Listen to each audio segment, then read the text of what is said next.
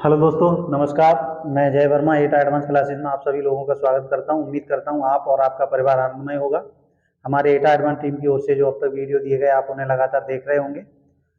आज हम आपके सामने काफ़ी दिनों बाद पॉलिटी का अपना जो धुआं सीरीज चलाया था उसमें अगला लेक्चर लेके आए हैं। काफ़ी कुछ प्रॉब्लम्स की वजह से हम लोग वीडियो नहीं डाल पा रहे थे। आज हम पॉलिटी का अपना अगला लेक्चर लेके आए हैं। लास्ट हमने क्या पढ़ लिया था? लास्ट हमने देखा था कि हम सुप्रीम कोर्ट को शुरू कर चुके थे। तो आगे हम आज सुप्रीम कोर्ट के बारे में ही बात करेंगे। ठीक है, सुप्रीम कोर्ट।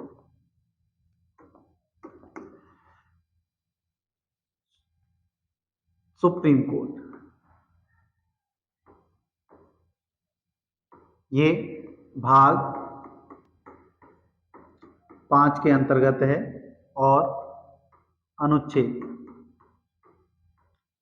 124 से 147 ये हमारा सुप्रीम कोर्ट वर्डिक्ट है। देखो, सुप्रीम कोर्ट को हमने थोड़ा बता दिया था, उसी में हम अपना आगे हम इसमें बताएंगे। हम लास्ट क्या बता चुके थे, थोड़ा उसको देखते हैं। सुप्रीम कोर्ट का इतिहास क्या रहा है, इस चीज को हमने देख लिया था। आज हम फिर पुनः बताएंगे उस चीज को, उसके बाद आगे बढ़ेंगे। ठीक है, देखो सुप्रीम कोर्ट के इतिहास की अगर हम बात करें, पहले हमने कहा इसके अन्य नाम क्या क्या हैं। अन्य नाम सुप्रीम कोर्ट के, ये इसे सर्वोच्च या उच्चतम, सर्वोच्च न्यायालय,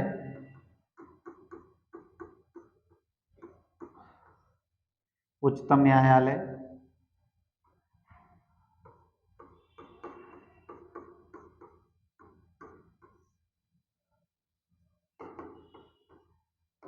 सुप्रीम कोर्ट,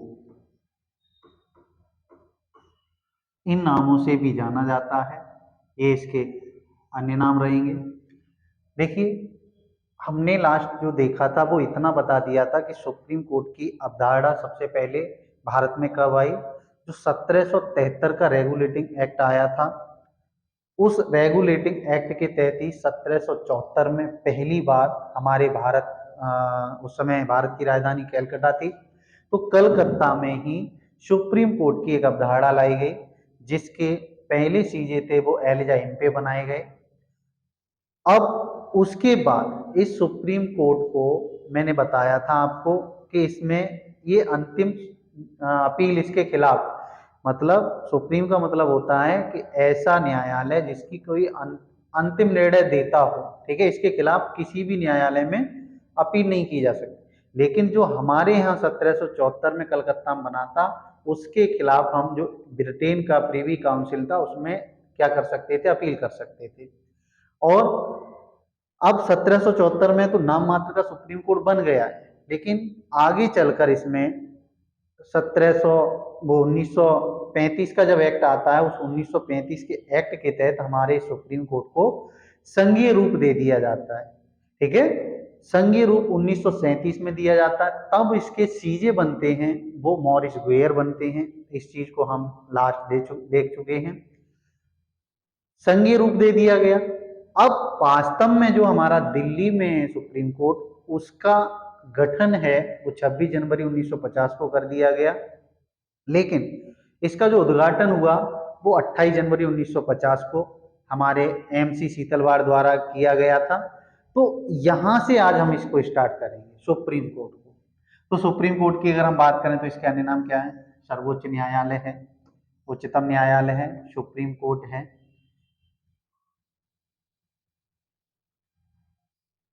ये इसके अन्य नाम हैं। तो सबसे पहले इतिहास की हमने थोड़ा देखा।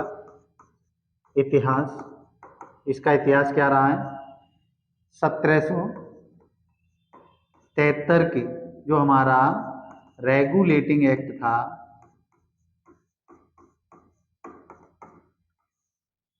एक्ट अधिनियम, उसके तहत 1774 में कहाँ पे? कलकत्ता में।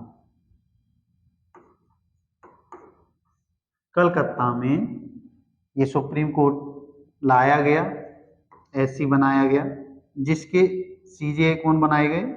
सीजे मुख्य न्यायाधीश एलिजा इम्पे, एलिजा इम्पे। ठीक, कौन बनाए गए? Elijah Impey. फिर उसके बाद अगर हम बात करें, इसे संघीय रूप कब दिया गया? संघीय रूप सुप्रीम कोर्ट को, एससी को संघीय रूप,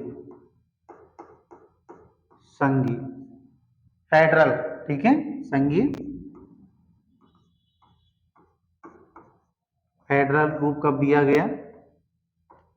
1935 का एक्ट था। इस एक्ट के तहत 1937 में इसको क्या दे दिया गया? संघीय रूप दे दिया गया। और बाद में इसके मतलब तब इसके सीजे कौन बनाए गए? Maurice Gwyer, Maurice Gwyer, Maurice Gwyer. यहां तक हम लास्ट इसको पढ़ चुके हैं। आज हम इसके एक एक अनुच्छेद को देखेंगे किस तरह से ये अनुच्छेदों में वर्णित है। तो देखो, अगर हम इस सुप्रीम कोर्ट की कुछ विशेषताओं की बात करें तो इसकी विशेषता ये है कि इसे संपूर्ण संविधान का रक्षक माना जाता है, क्योंकि कोई भी अधिकारी या पदाधिकारी या कोई भी उच्चाधिकारी अगर हमारे संविधान का उल्लंघन करता है तो ये दंड की प्रक्रिया की बात करता है। इसीलिए संविधान का रक्षक कहा जाता है और अंतिम अपीलीय न्यायालय भी कहा जाता है। तो इसमें कुछ विशेष की बात करें, विशेष इसे संविधान का, सुप्रीम कोर्ट को ही संविधान का रक्षक कहा जाता है। ठीक है, क्या कहा जाता है? संविधान का रक्षक कहा जाता है। अब हम इसकी प्रक्रियाओं के बारे में पढ़ेंगे। इसके न्यायाधीशों के 124 से लेकर 147 आर्टिकलों तक पढ़ेंगे। कंटिन्यूटी फॉर्म में पढ़ना है हमको। अब अगर हम बात करें तो इसमें सुप्रीम कोर्ट,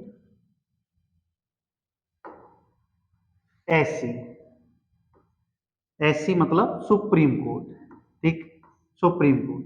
तो सुप्रीम कोर्ट होगा ऐसा अनुच्छेद 124 के तहत हम वर्णित किया गया है कि भारत का एक सुप्रीम कोर्ट होगा, जिसमें न्यायाधीश जब बना था तब कितने होंगे? देखो, 26 जनवरी 1950 को हमारे सुप्रीम कोर्ट का गठन हो गया। 26 जनवरी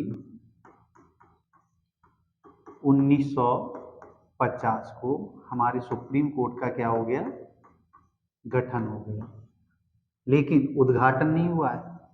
28 जनवरी 1950 को हमारे सुप्रीम कोर्ट का क्या हो गया? उद्घाटन। उद्घाटन किसके द्वारा? MC सीतलवाड़।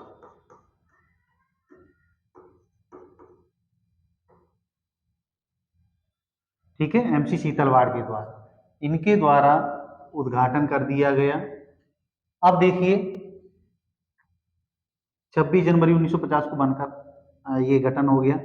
अब यहीं पर अनुच्छेद 124 में इसमें बात की गई है कि भारत का एक सुप्रीम कोर्ट होगा और उस सुप्रीम कोर्ट में उस समय जब ये 26 जनवरी 1950 को गठित हुआ उस समय बताया गया कि इसमें 1+7 कितने? 1+7 न्यायाधीश होंगे, मतलब एक मुख्य न्यायाधीश और 7 अन्य न्यायाधीश। यहीं पर इसमें अनुच्छेद 124 में क्या कहा गया है? अनुच्छेद 124 में सुप्रीम कोर्ट होने की बात की गई है, लेकिन अनुच्छेद 124 के कई क्लॉज हैं, 4 क्लॉज।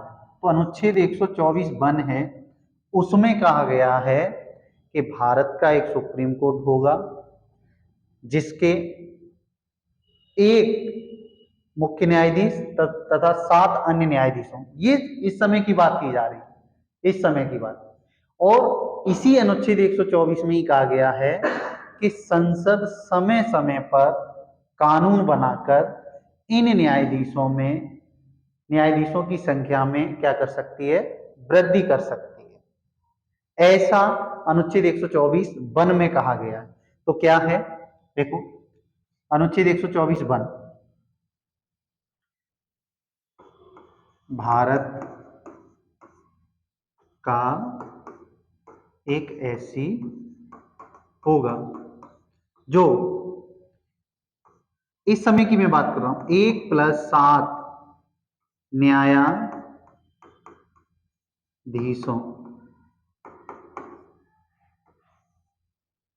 से मिलकर बनेगा। ठीक है, और ये होगा, वो कहां पे है, अभी प्रेजेंट की बात करें तो दिल्ली दिल्ली। ठीक है, देखो अनुच्छेद 124 वन क्या कह रहा है, भारत का एक ऐसी होगा, ठीक, वो होगा उस समय जिसमें 1+7, उस समय की बात कर रहा है, न्यायाधीश होंगे। अनुच्छेद 124 दो एक में ही क्या और कहा गया है, ये कहा गया है संसद, उनको पता था, जो संविधान बना रहे थे उनको पता था कि अभी सुप्रीम कोर्ट पर काम कम है, लेकिन आने वाले समय में भारत की जनसंख्या बढ़ेगी, जब जनसंख्या बढ़ेगी तो अपराध बढ़ेंगे तो न्यायाधीशों की आवश्यकता पड़ेगी। इसीलिए उन संविधान निर्माताओं ने पहले ही लिख दिया था अनुच्छेद 124 वन में कि संसद समय समय पर सुप्रीम कोर्ट में न्यायाधीशों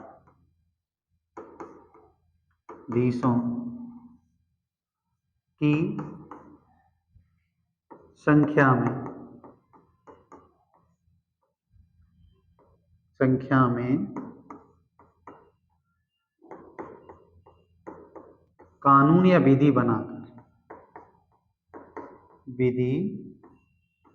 बनाकर वृद्धि करेगी।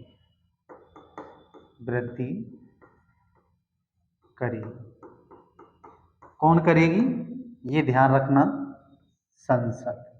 ठीक है, कौन करेगी, संसद करेगी। तो देखो अब ये हो गया आपका अनुच्छेद 124 वन।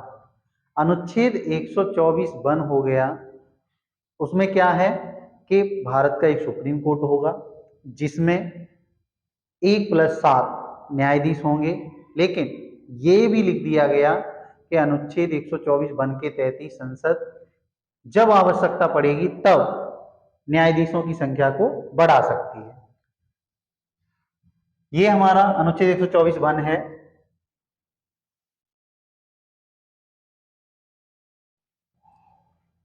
अब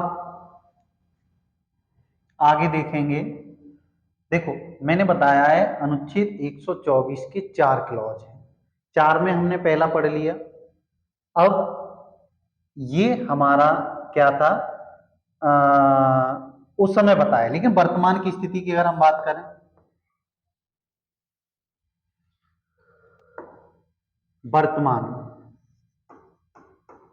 वर्तमान में एससी में कितने न्यायाधीश हैं, तो वर्तमान में एससी में 1+33 न्यायाधीश हैं।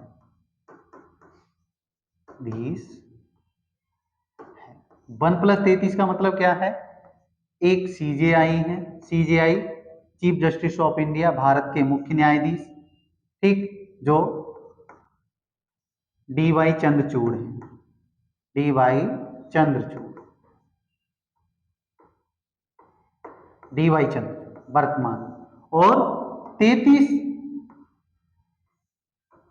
अन्य न्यायाधीश हैं।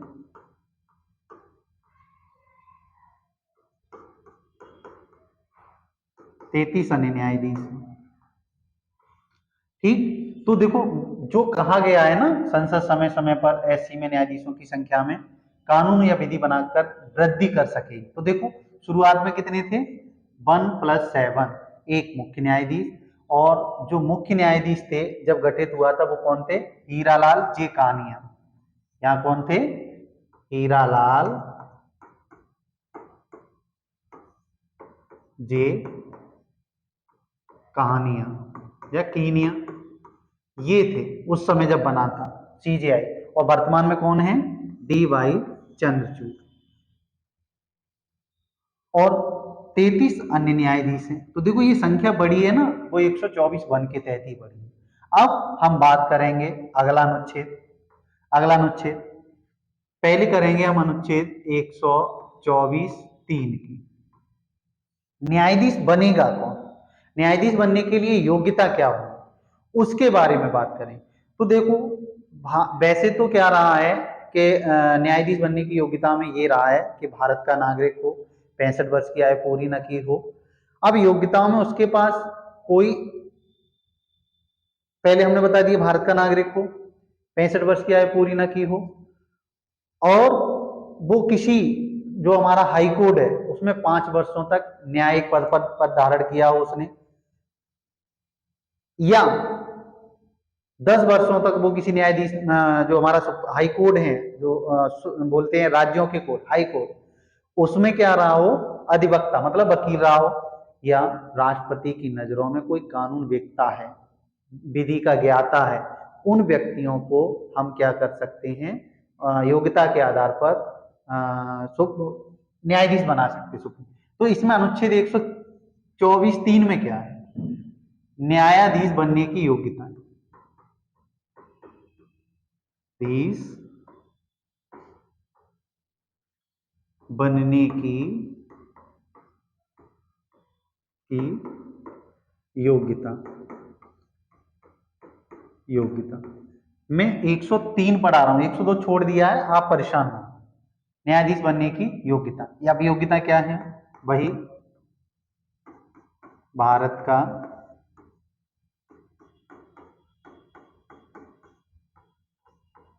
नागरिक हो,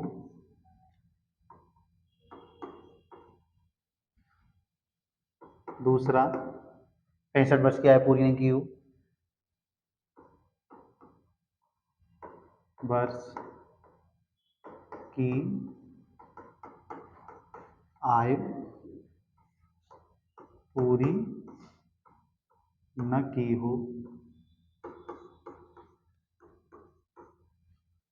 तीसरा अब इसमें से भारत का नागरिक हो, 65 वर्ष की आयु पूरी न की हो, यहां से 3 कंडीशनों में से कोई एक लागू कर रहा हो, तो वो क्या बनने के लिए, भारत का न्यायाधीश बनने के लिए योग्य होगा। जैसे जो हमारे हाई कोर्ट हैं, मतलब राज्यों के कोर्ट है, उच्च न्यायालय है, ठीक है, उसमें हाई कोर्ट में लगातार 5 वर्षों तक न्यायिक मतलब न्यायाधीश रहा हो, पद धारण किया हो, न्यायिक पद धारण किया हो, या यहां पे या लगना है, हाई कोर्ट में लगातार 10 वर्षों तक अधिवक्ता, अधिवक्ता का मतलब है वकील का काम किया, मतलब वकालत की हो। तो या यहां पे या इन तीनों कंडीशनों में से एक पूरी की हो उसने, तो वो योग्य होगा। राष्ट्रपति की नजरों में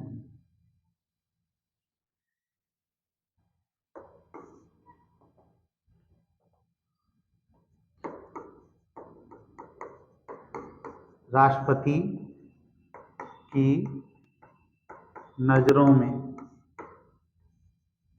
कानून का उच्च कोटि का ज्ञाता हो, का ज्ञाता हो या कानून वेत्ता हो। तो देखो, आज दिन तक इस प्रक्रिया से, इस कंडीशन के हिसाब से कोई भी भारत में सुप्रीम कोर्ट का न्यायाधीश नहीं बनाया गया है। तो ये हमारी योग्यताएं थी। 65 वर्ष की आयु पूरी न की हो, भारत का नागरिक हो, 3 कंडीशंस हैं योग्य होने के लिए। उसने क्या किया हो, जो हमारे उच्च न्यायालय हैं उसमें 5 वर्षों तक क्या किया हो, न्यायिक पद धारण किया हो, मतलब न्यायाधीश के पद पर कार्य किया हो, न्यायाधीश रहा हो। जो हमारे हाई कोर्ट है उनमें अगर वो नहीं किया है तो 10 वर्षों तक, अगर न्यायाधीश रहा है तो 5 वर्षों तक, और अगर वकील रहा है, अधिवक्ता रहा है तो 10 वर्षों तक कार्य किया हो, या ये दोनों में से भी नहीं है तो उच्च कोटि का कानून का ज्ञाता हो। किसकी नजरों में? राष्ट्रपति। लेकिन इस प्रक्रिया से अभी भी कोई बनाया नहीं गया। ये हमारी क्या थी, इसकी योग्यताएं थी। किसकी? मतलब सुप्रीम कोर्ट में न्यायाधीश बनने के लिए ये योग्यताएं थी। अब हम बात करेंगे कि जो हमारे न्यायाधीश हैं, वो मुख्य न्यायाधीश या अन्य न्यायाधीश, उनकी नियुक्ति की प्रक्रिया क्या होती है, उनको कैसे चुना जाता है, उनको कैसे सुप्रीम कोर्ट का न्यायाधीश बनाया जाता है, इसके बारे में।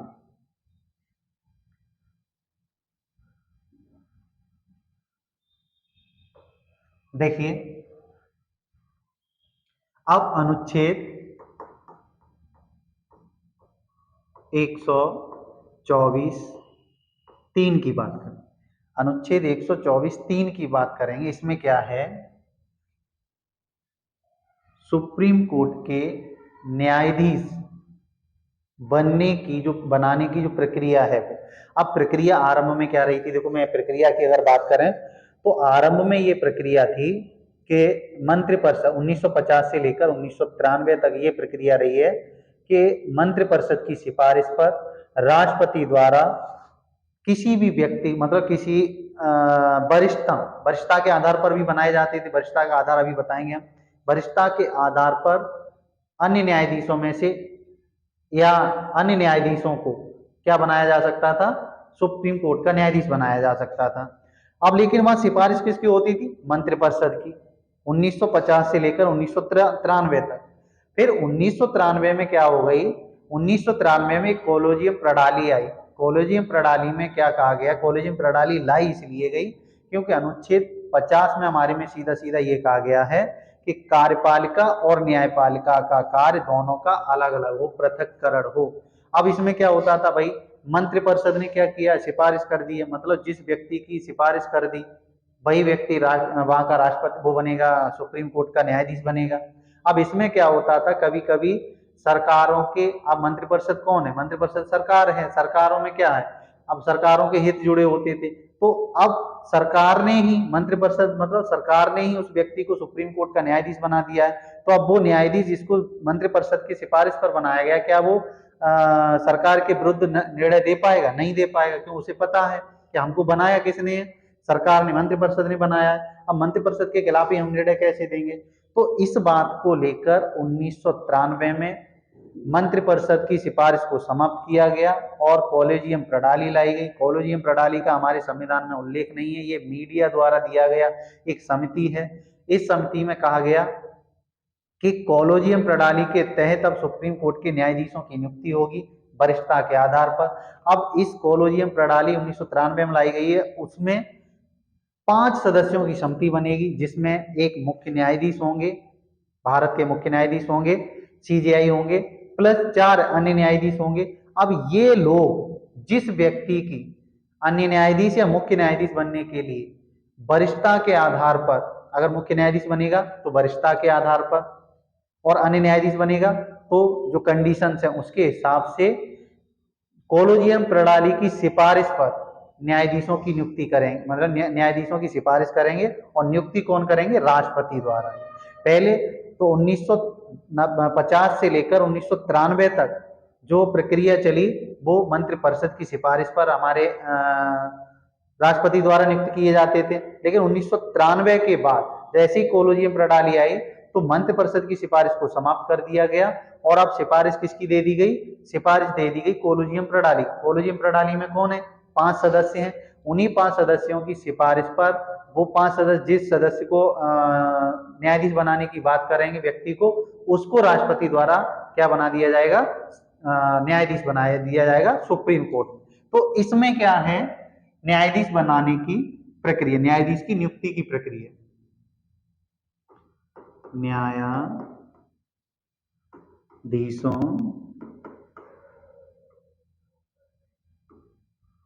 के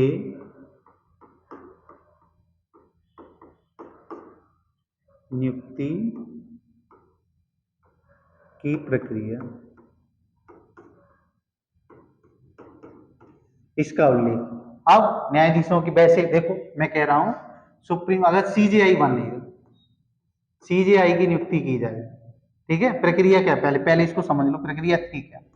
आरंभ में 1950 से 1993 तक हमारे यहाँ पर जो सीजेआई बनाए, मतलब न्यायाधीश बनाए गए,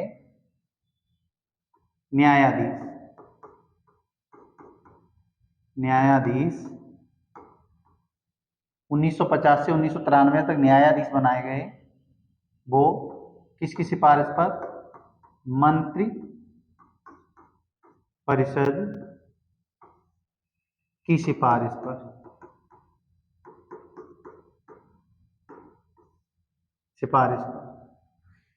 राष्ट्रपति द्वारा नियुक्ति की गई, राष्ट्रपति द्वारा नियुक्ति।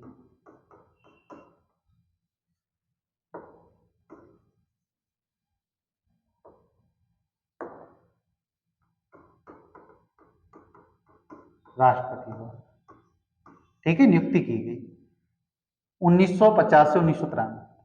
राष्ट्रपति द्वारा वरिष्ठता के आधार पर नियुक्ति की गई, वरिष्ठता के आधार पर नियुक्ति की गई। वरिष्ठता क्या होता है? मैं बात कर रहा हूं अभी मुख्य न्यायाधीश की, यहाँ पे अन्य न्यायाधीशों के लिए भी यही प्रक्रिया है और मुख्य न्यायाधीश। मैं अब बात कर रहा हूं यहाँ पे मुख्य न्यायाधीश। देखो मुख्य न्यायाधीश कौन बन सकता है? प्रक्रिया क्या है मुख्य न्यायाधीश बनने के लिए? मुख्य न्यायाधीश बनने के लिए प्रक्रिया ये है कि वरिष्ठता के आधार पर मुख्य न्यायाधीश बनाया जाए। वरिष्ठता क्या है? मान के चलो जो अभी 1+33 मैंने कहा डी.वाई. चंद्रचूड़ हैं, अभी ये सीजेआई बने हैं तो इनकी उम्र है 64 वर्ष, ठीक है, 64 वर्ष। लेकिन ये 65 वर्ष में क्या हो जाएंगे? रिटायर हो जाएंगे। 65 वर्ष में क्या हो जाएंगे? ये रिटायर्ड हो जाएंगे, ठीक, 65 वर्ष के आए। लेकिन इन 33 अन्य न्यायाधीशों, ये तो मुख्य न्यायाधीश हो गए, इन 33 अन्य न्यायाधीशों में 4 न्यायाधीश ऐसे देख लिए जाएंगे, 4 या 5 या 3 या 2, ठीक है, जो इनसे कम उम्र के हैं। मैंने कहा ये कोई न्यायाधीश हैं, एक 61 वर्ष के हैं, एक 63 वर्ष के हैं, एक 63.4 के हैं, 63 वर्ष 4 माह के हैं, और एक हैं 63.5 वर्ष के, ठीक। तो अब वरिष्ठता के आधार पर इनमें से बड़ा कौन है? बड़ा कौन है? जो 63.5 वर्ष का व्यक्ति है उसको भारत का अगला सीजेआई बनाया जाएगा, ठीक है। अब वरिष्ठता के आधार पर यही तो प्रक्रिया है। तो वरिष्ठता के आधार पर जो सबसे बड़ा है इनमें से, देखो सबसे बड़ा कौन है? ये जो 63.5 वर्ष के हैं उसी व्यक्ति को अगला सीजेआई बनाया जाए। इस प्रक्रिया के हिसाब से क्या होती थी? नियुक्ति होती थी। लेकिन कभी हमारी इंदिरा गांधी जी आई, उन्होंने भी इस वरिष्ठता का भी उल्लंघन किया, ठीक है, वरिष्ठता का उल्लंघन किया और मंत्रिपरिषद की सिफारिश पर होता था ये काम।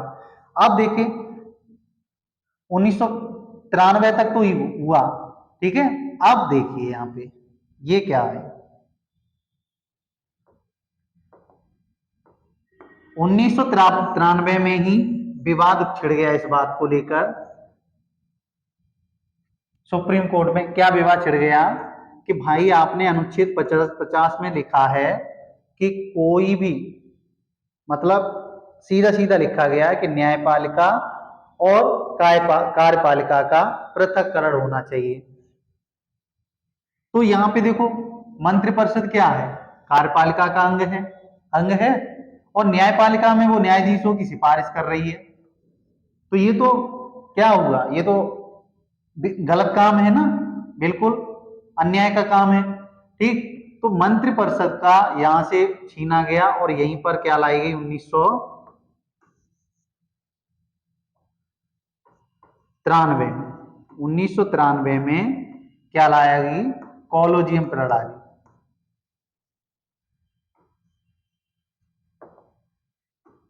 कॉलेजियम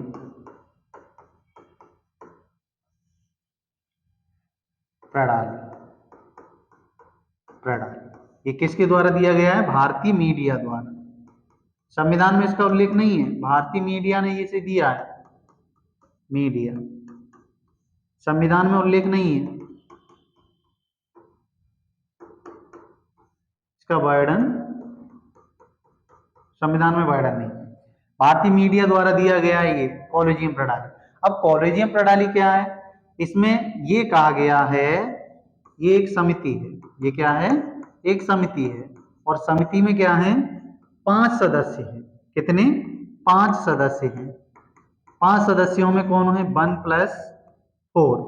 अब 1+4 कौन है, एक सीजेआई है भारत के मुख्य न्यायाधीश प्लस 4 अन्य न्यायाधीश, अन्य न्यायाधीश, ठीक, अन्य न्यायाधीश। अब यही कॉलेजियम प्रणाली है, किसके द्वारा दी गई, भारतीय मीडिया द्वारा दी गई। संविधान में इसका वर्णन देखा जाए तो इसका संविधान में कोई वर्णन नहीं है।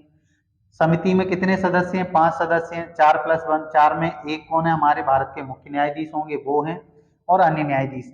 अब इसी कॉलेजियम प्रणाली या इन 4 सदस्यों की सिफारिश पर, इन 4 सदस्यों की सिफारिश पर ही हमारे यहाँ पे क्या किया जाने लगा, न्यायाधीशों की नियुक्ति। ठीक है, 4 सदस्यों की, जो 5 सदस्य हैं इन्हीं की समिति की सिफारिश पर कॉलेजियम 1993 की जीएम समिति की सिफारिश पर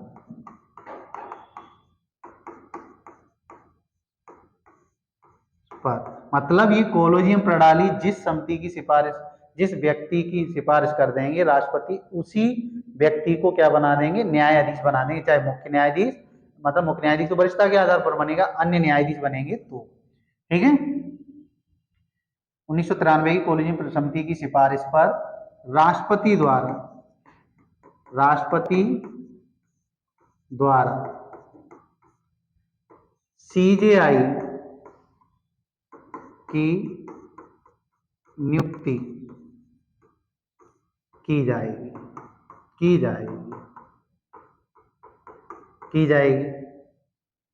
अब मानो मैंने कहा सीजेआई को नियुक्त करवा दिया यहाँ पे, अब कोई अन्य न्यायाधीश बनेगा, अगर मानो अन्य न्यायाधीश, वो भी कॉलेजियम प्रणाली के हिसाब से ही बनेगा भाई, 1993 की कॉलेजियम प्रणाली के हिसाब से। ठीक, अब सीजेआई बन चुका है, अन्य न्यायाधीश की नियुक्ति होना है, तो सीजेआई की सलाह पर,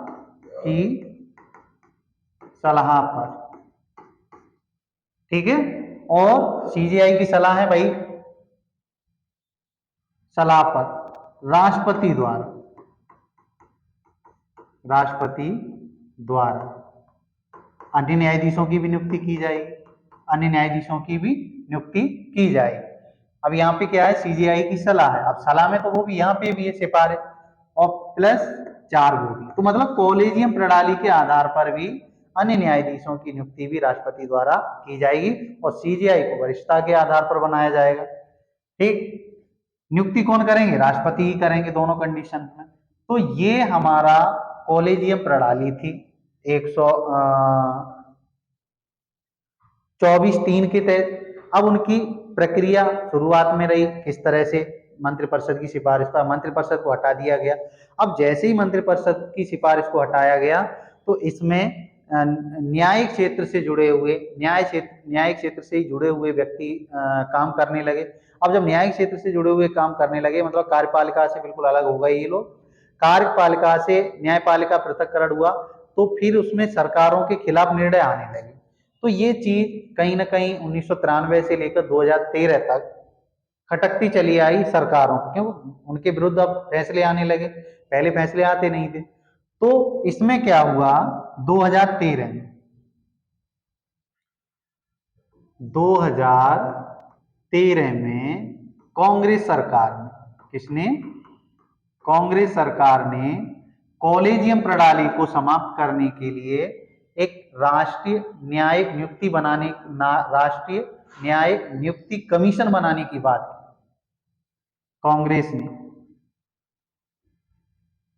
राष्ट्रीय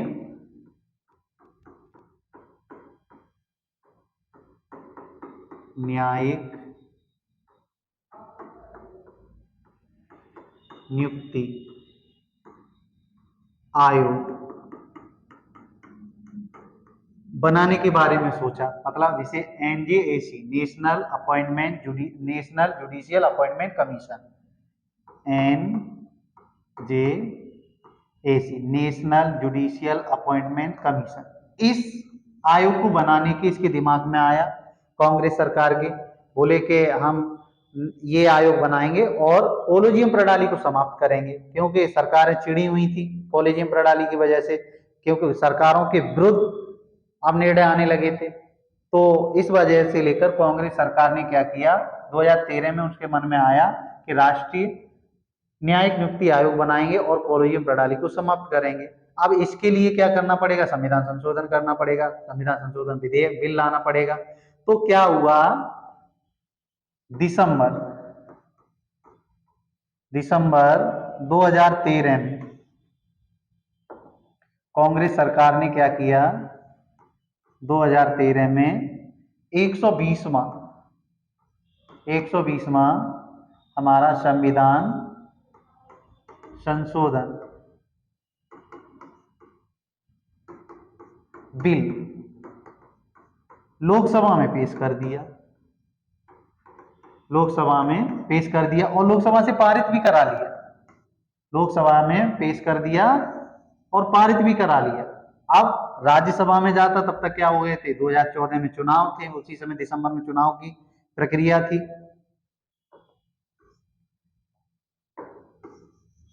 ठीक, अब लोकसभा में पारित करा लिया, राज्यसभा में जब तक पहुंचता तब तक लोकसभा भंग कर दी गई थी। अब जब लोकसभा ही भंग हो गई तो ये विधेयक भी समाप्त हो गया। ठीक है, तो यहां पे क्या हुआ था 2013 में कांग्रेस ने क्या किया था 120वां संविधान संशोधन बिल लेके आए, लेकिन बिल था वो संविधान संशोधन में नहीं बदल सका। अब ये लाए क्यों थे, क्योंकि वो कॉलेजियम प्रणाली को क्या करना चाहते थे, प्रणाली को समाप्त करना चाहते थे। ठीक है, समाप्त करना चाहते थे लेकिन नहीं ला पाए। अब हुआ क्या 2014 में सरकार किसकी, पहले सरकार कांग्रेस की थी, अब सरकार 2014 में किसकी हो गई बीजेपी की। तो 2014 में बीजेपी वाले भी इसी बिल को 121वां बिल के रूप में लेके आए, क्या कि हम कॉलेजियम प्रणाली को समाप्त करेंगे और एनजेएसी को गठित करेंगे। ठीक, वो भी लेके आए। तो 121वां संविधान संशोधन बिल लेके आए कौन, अब बीजेपी वाले लेके आ रहे हैं, और इन्होंने क्या कर दिया लोकसभा में इसे पारित करा लिया। लोकसभा में पारित करने के बाद ये राज्यसभा में गया, राज्यसभा में क्या दिखा उसमें उस समय कांग्रेस के सदस्य अधिक थे राज्यसभा में, तो कांग्रेस के सदस्यों ने इस बिल को, वैसे इतना आसान नहीं होता है कोई भी संविधान संशोधन कराना, जैसे ही राज्यसभा में ये बिल गया तो राज्यसभा में कांग्रेस के कुछ सदस्य थे, उन्होंने देखा पढ़ा कि अरे ये तो पहले हम यही वाला बिल तो हम लेके आए थे, क्योंकि ये सरकारों के खिलाफ है, तो सरकारों के समर्थन में अब कॉलेजियम प्रणाली हट जाएगी तो पुनः एनजेएसी आ जाएगा। ठीक, तो बीजेपी क्या कर गया, 121वां नंबर का बिल लेके आए बीजेपी वाले लोकसभा में। ये आया है अगस्त में, लोकसभा में लेके आए। ठीक है, लोकसभा में लेके आए, राज्यसभा से भी इन्होंने पारित करा लिया, राज्यसभा से पारित करा लिया, पारित हो गया 1 जनवरी, राज्यसभा से भी पारित हो गया, लोकसभा से भी पारित। 1 जनवरी 2015 को हमारे राष्ट्रपति जी ने इस पर हस्ताक्षर कर दिए। और जैसे ही राष्ट्रपति जी ने इस बिल पर हस्ताक्षर किए तो संविधान में 99वां संविधान संशोधन हो गया। ठीक है, 99वां संविधान संशोधन हो गया। अब जैसे ही 99वां संविधान संशोधन हुआ तो कॉलेजियम प्रणाली समाप्त हो गई। क्या हो गई?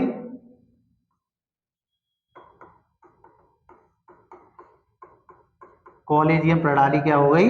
समाप्त हो गई। अब समाप्त हो गई तो इन्होंने क्या बना दिया? एनजेएसी। क्या गठित कर दिया? एनजेएसी। तो 99वां संविधान संशोधन हुआ, कॉन्स्टिट्यूशन अमेंडमेंट, तो इसके तहत क्या बनाया गया? कॉलेजियम प्रणाली को समाप्त किया गया। कॉलेजियम प्रणाली समाप्त हो गई।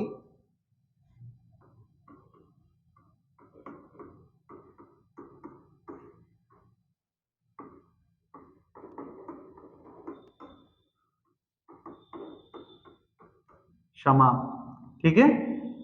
अब इसके स्थान पर क्या आ गया? राष्ट्रीय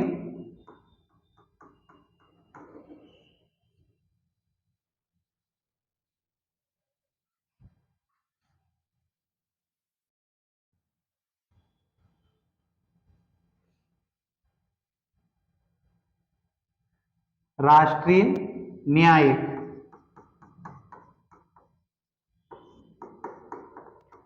नियुक्ति आयोग, ये गठित किया गया। मतलब नेशनल जुडिशियल अपॉइंटमेंट कमीशन, इसको गठित कर दिया गया। जैसे ही इसमें गठित किया गया तो इसमें सदस्य कितने रखे? 1+5, मतलब कुल 6 सदस्य। मतलब ये भी एक समिति है, समिति है। ठीक है, लेकिन ये संविधान संशोधन द्वारा लाई गई, वो मीडिया द्वारा दी गई। अब इसमें 6 सदस्य लाए गए और कहा गया कि अब कॉलेजियम प्रणाली के हिसाब से हमारे यहाँ पे क्या नहीं होगा? न्यायाधीशों की नियुक्ति नहीं की जाएगी। ठीक, अब हुआ क्या? ये जो 6 सदस्य हैं, इसमें 6 में एक तो वही रहेंगे, कौन? सीजेआई, भारत के मुख्य न्यायाधीश रहेंगे।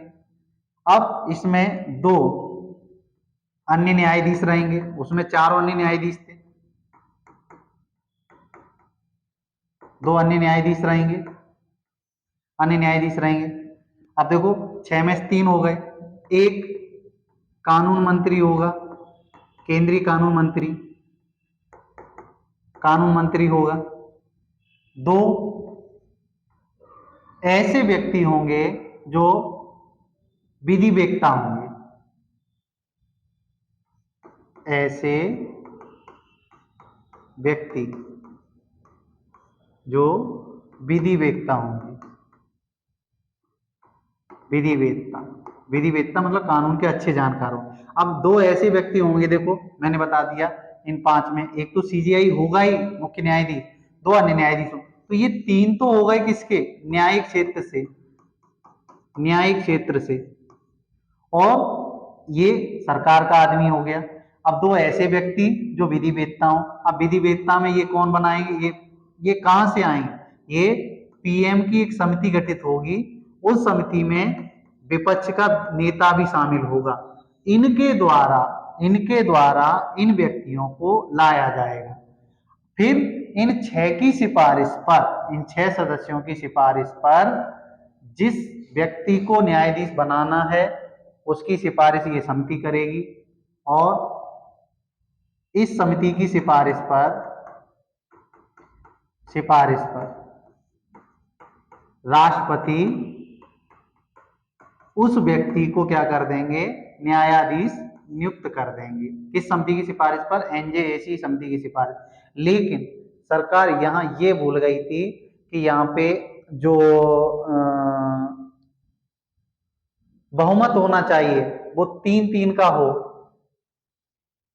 तो मतलब आधा आधा हो जाएगा, लेकिन 3-3 का नहीं हो रहा था, यहाँ 3-2 का हो रहा था। जो विपक्ष का व्यक्ति है, विपक्ष का व्यक्ति जरूरी है कि वो अपना यहाँ पे जो व्यक्ति लेके आए, जो व्यक्ति लेके आए वो सरकार में जो सत्ता पक्ष में उनकी बजाय नहीं, वो विपक्ष का व्यक्ति है, वो तो भाई अपने विपक्ष के उसके अकॉर्डिंग चलेगा ना, तो वो इनकी तरफ आ जाएगा, सीजेआई की तरफ। तो निर्णय क्या हो जाएगा? 2-4 का हो जाएगा। अब देखो, विपक्ष वाला व्यक्ति सत्ता पक्षी कभी नहीं चाहेगा, तो यहाँ पे 4-3 तो ये पहले से हैं, 3 पहले से हैं न्यायालय के, और एक विपक्ष वाला आ जाएगा, 4 से हो जाएगा बहुमत, तो वही सत्ता पक्ष वालों का नहीं बन पाएगा। ठीक है, तो इस वजह से एनजेएसी में क्या हो गई, विवाद हो गया, और इसको एक चुनौती दे दी गई सुप्रीम कोर्ट में। ठीक है, सुप्रीम कोर्ट में चुनौती दी गई, तो इसमें 5 जे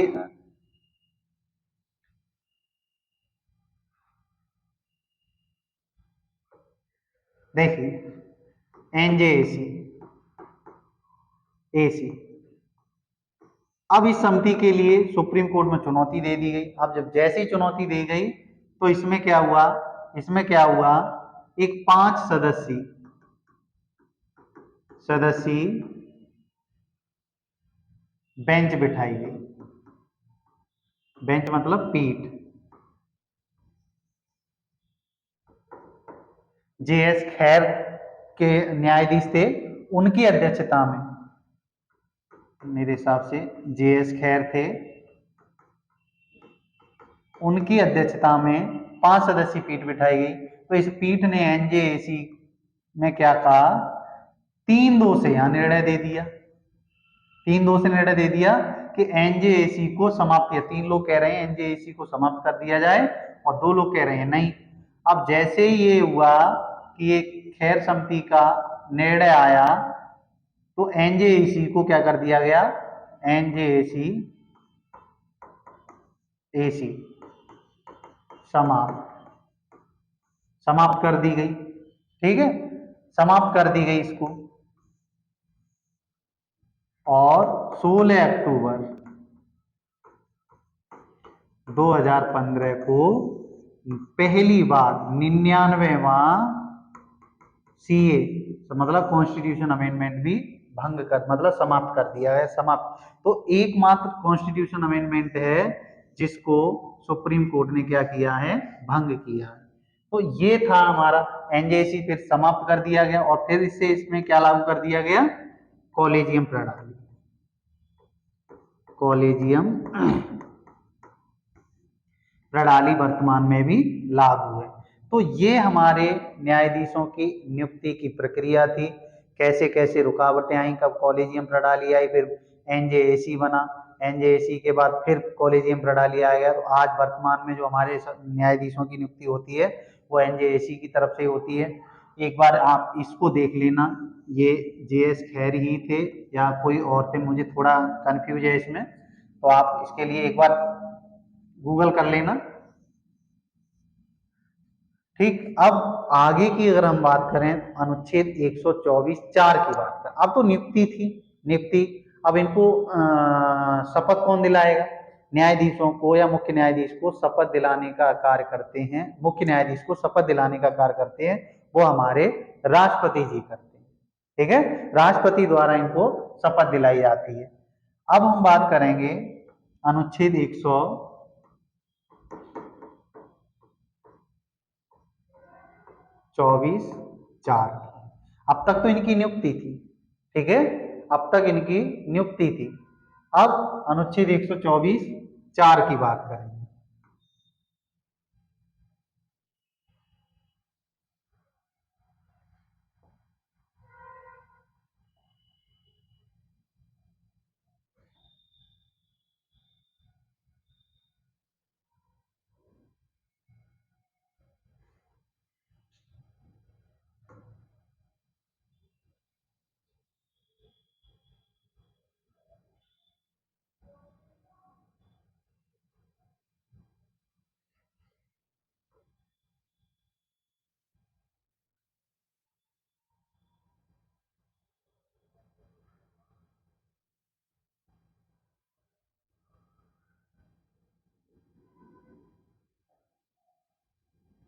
सॉरी, यहाँ पे ये देख लेना, जो प्रक्रिया है, प्रक्रिया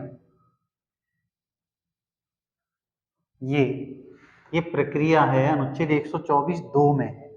यहाँ गलती हो गई है, 124 दो का क्लॉज, उसमें प्रक्रिया बताई गई है।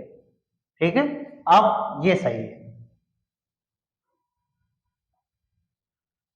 वो कर लेना आप। जो प्रक्रिया वाला है अनुच्छेद, दो डबल डबल लिख दिया हमने, 124(3), 124(3), वो 100 प्रक्रिया है, जहां न्यायाधीश की नियुक्ति की प्रक्रिया है वो आर्टिकल 102 में, 124 दो में है। ध्यान रखना, प्रक्रिया 124 दो में है। देखिए, अब हम बात करें तो अनुच्छेद 124(4), नियुक्ति हो गई, योग्यताएं बता दी हमने 124(3) में, नियुक्ति करा दी। अब इनको हटाने का मतलब न्यायाधीश देश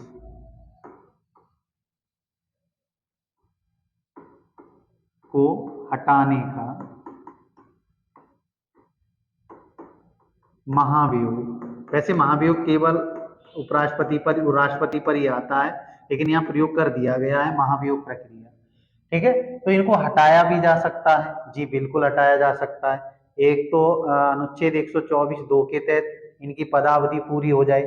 मैंने क्या कहा, अनुच्छेद 124 दो के तहत इनकी पद अवधि मतलब 65 वर्ष की आयु पूरी हो जाए तो हट जाएंगे स्वयं ही, 124 दो के तहत। न्यायाधीश को हटाने के पर महाभियोग। अब इनको हटाया कैसे जा सकता, मानो 65 वर्ष की आयु भी पूरी नहीं हुई है, तो इनको किस आधार पर, और अनुच्छेद 124(4) के तहत कदाचार, कदाचार एवं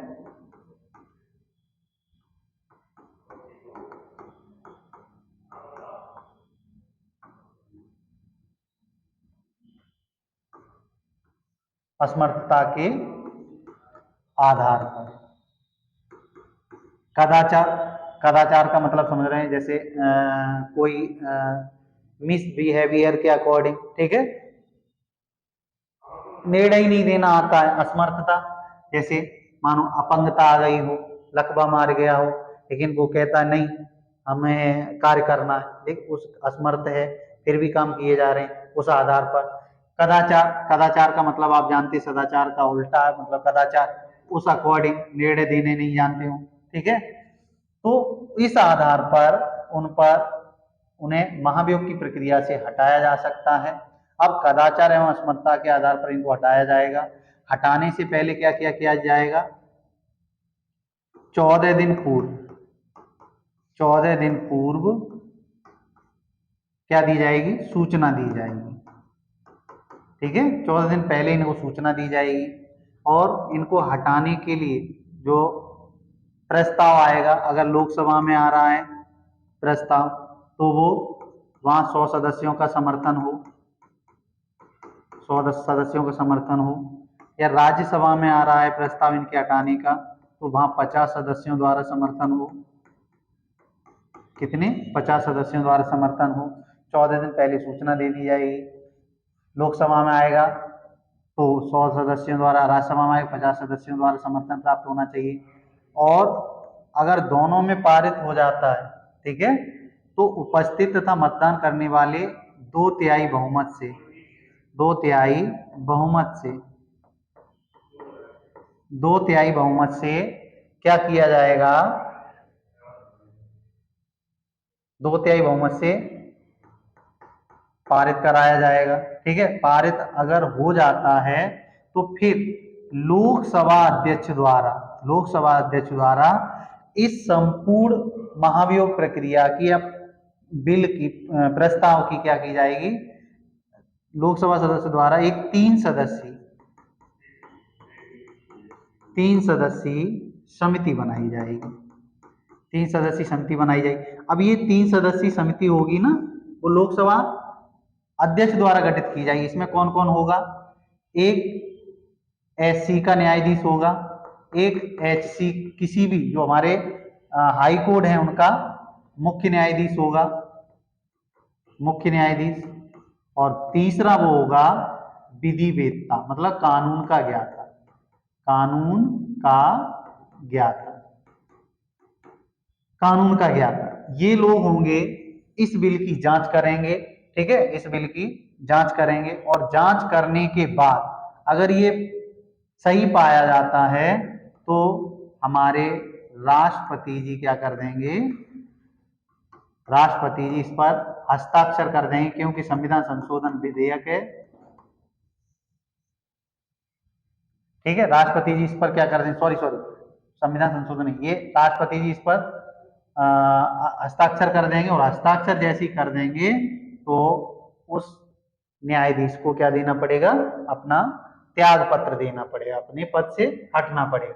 ये हमारे सारे क्लॉज थे, एक बार पुनः इसको देख लीजिए, वो वहां गलती हो गई थी, प्रक्रिया है वो 124(2) में है, ध्यान रखना, बार बार बता रहा हूं मैं।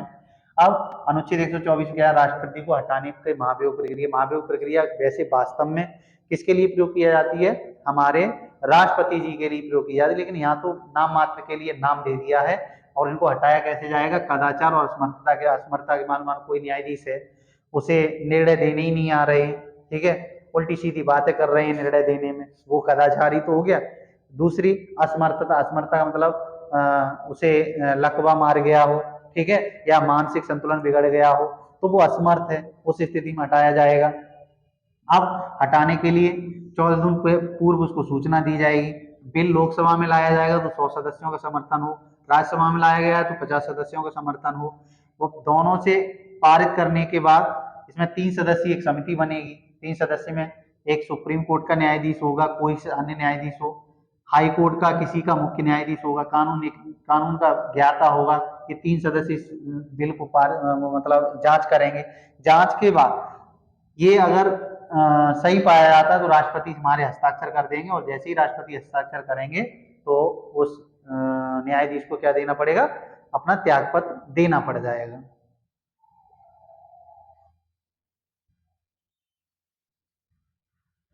ठीक, अब इससे आगे की अगर हम बात करें तो आपको एक आर्टिकल और बताएंगे, उसके बाद आगे की प्रक्रिया हम अगले लेक्चर में देखेंगे। देखो, अनुच्छेद 125, 124 वाले तो हमने चारों क्लॉज पढ़ लिए, चारों क्लॉजों को बहुत अच्छे से समझाया हमने।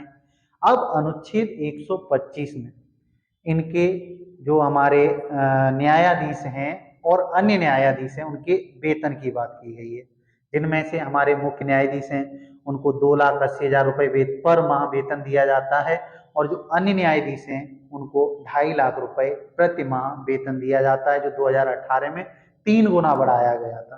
कितना, 3 गुना बढ़ाया गया। अनुच्छेद 125 में क्या है, भारत के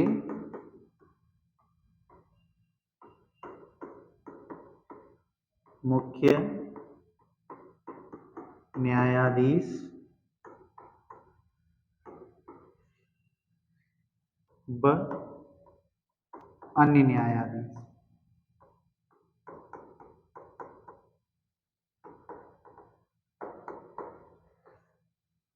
का वेतन, मुख्य न्यायाधीश का वेतन कितना रहता है, भारत के मुख्य न्यायाधीश का वेतन 2,80,000 प्रति माह, और अन्य वालों का कितना रहता है, 2,50,000 प्रति माह। और कहां से दिया जाता है ये दोनों ही वेतन, भारत की संचित निधि से।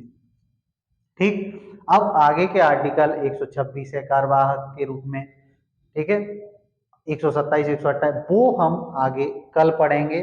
तो आज के लिए इतना ही रहने दीजिए, और आप इसको 2 बार वीडियो को देखेंगे और नोट्स बनाएंगे। आप बहुत अच्छे से नोट्स बना के तैयार करेंगे, एक एक चीज को बहुत अच्छे से समझाया है, काफी दिनों बाद वीडियो आई है, तो उसी क्रम में आपको वीडियो मिलती रहेंगी। जहां तक उम्मीद है कि आपको इकोनॉमिक्स के वीडियो जल्द ही दे दिए जाएंगे। तो देखिए, एक बार अगर देखते हैं, शॉर्ट में एक रिवीजन करा दें।